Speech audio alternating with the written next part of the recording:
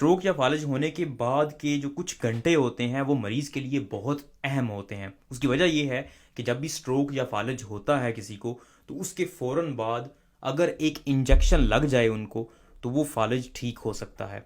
लेकिन अगर वो इंजेक्शन ना लगे तो हो सकता है कि वो फालिज जो मफलूज हो गया हिस्सा वो वापस नॉर्मल ना हो सके।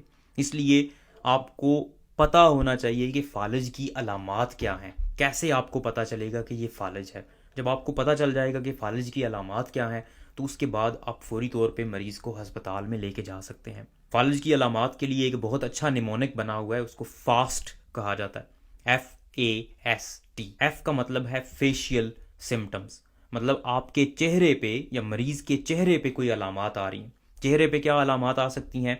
एक साइड से चेहरा नीचे की तरफ झुक जाए, जैसे बेल्स पालसी में होता है, जो लकवा जिसको कहते हैं उसमें होता है। या फिर नज़र में कोई मसला आना शुरू हो जाए, नज़र ठीक तरह से नहीं आ रहा, या फिर ये एक आंख बंद हो गई है, खुल नहीं रही। तो ये अलामात हैं जिससे आपको पता चलता है कि फेस पे कोई मसला है। और जब भी फेस पे कोई मसला होगा तो डेफिनेटली कुछ ना कुछ मसला हुआ है नर्व्स के साथ, और ज़्यादा चांस यही होते हैं कि ये फालिज का अटैक हो सकता है। दूसरे नंबर पे है ए आर्म वीकनेस, मतलब आपके बाजू की वीकनेस। अगर मरीज का एकदम से हाथ काम करना छोड़ गया है या बहुत वीक हो गया, कमज़ोर हो गया, वो अपने हाथ से कोई चीज़ उठा नहीं रहा, या फिर उसके हाथ में सुइयां चुभना शुरू हो गई हैं और अजीब सी कैफियत हो गई है हाथ की या पाँव की, टांग की, तो ये भी स्ट्रोक की, फालिज की अलामत हो सकती है। इसमें भी मरीज को फौरी तौर पे हॉस्पिटल पहुंचाना जरूरी होता है। तीसरे नंबर पे एस है स्पीच। अगर किसी मरीज को एकदम से बोलने में मसला हो गया,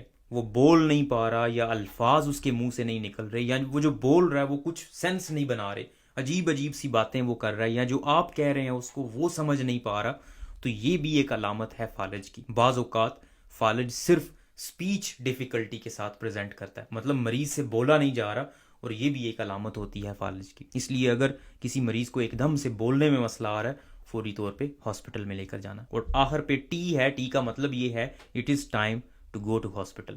अगर ये तीन चीज़ें आप नोट करते हैं, चेहरे पे कोई अलामत नज़र आ रही है आपको, चेहरे पे किसी जगह पे कमजोरी नजर आ रही है, बाजू या टांग कमजोर हो गई है एकदम से, या फिर बोलने में मसला हो रहा है मरीज को, या फिर अगर कोई बेहोश हो गया, तो वो भी डेफिनेटली आपने हॉस्पिटल लेकर जाना है। तो ये चीजें हैं, इनको फौरी तौर पे हॉस्पिटल लेकर जाना है, क्योंकि अगर मरीज टाइम पे पहुंच जाएगा, उसको एक इंजेक्शन लगना होता है, खून की नाली ब्लॉक हो जाती है दिमाग में, तो उसको खोलने के लिए वो इंजेक्शन काम आता है। और अगर वो वक्त पे लग जाए तो मरीज़ बिल्कुल ठीक भी हो सकता है। बहुत ज़्यादा चांसेस होते हैं कि मरीज़ ठीक हो जाए, उसका फालिज बिल्कुल ख़त्म हो जाए। अगर वो इंजेक्शन ना लगे और स्ट्रोक फालिज, बड़ा फालिज हुआ है, तो बहुत ज़्यादा चांसेस होते हैं कि उस मरीज़ की जो भी कमज़ोरी है वो वापस नॉर्मल ना हो सके।